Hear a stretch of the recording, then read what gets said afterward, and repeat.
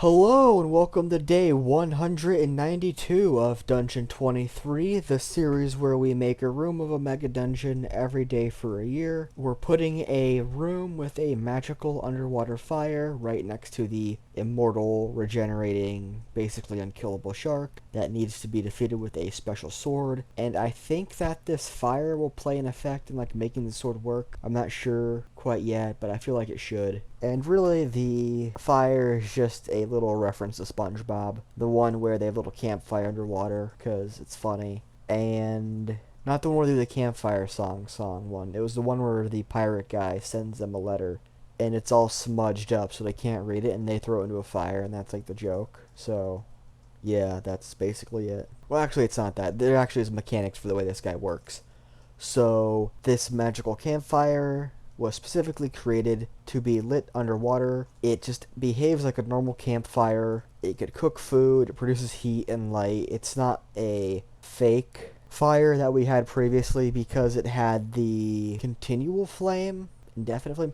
I forget the actual name of the spell, but there's a spell that lets you create a permanent fire that doesn't give off any heat and doesn't burn anything. It can't really be used to damage anything. It is basically creating a permanent light source. But this isn't that. This actually has heat. It could deal with damage if, you step on it. It set things on fire underwater. And there's only really two ways of extinguishing this fire.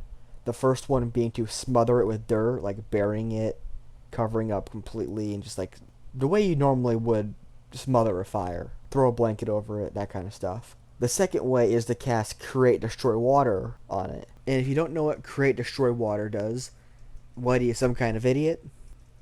It creates and or destroys water.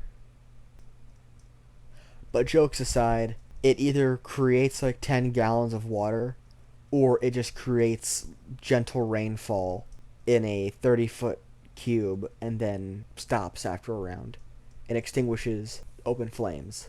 Or it could destroy 10 gallons of water and dissipate fog, like by fog cloud. And as this fire exists underwater, it must be consuming oxygen somehow, and it's consuming it through water. So if you destroy water that's like occupying its space, then it gets snuffed out. There's no... Basically, removing water from it is the same as adding water to normal fire. That's what I'm going for here. There's no real benefit to extinguishing it as for right now, but if the party lights a torch on fire, then carries it somewhere, then sets something else on fire, and it spreads out of control, then that needs to be a way of putting it out. But yeah, so this may or may not be involved in the phosphorus sword mini quest thing to slay this monster down here, but we'll see. I haven't gotten to it yet. It'll probably be one of the later episodes, but I'm not sure.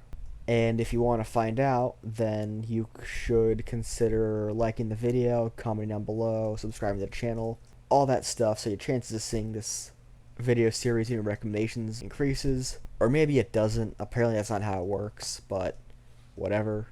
Really, you should just come back tomorrow because the series is daily, and watching these videos daily is going to really help my channel grow. Assuming you actually tell people about it to get more subscribers so I could actually, do stuff and grow as a content creator instead of just rambling on to the same 4 or 5 people.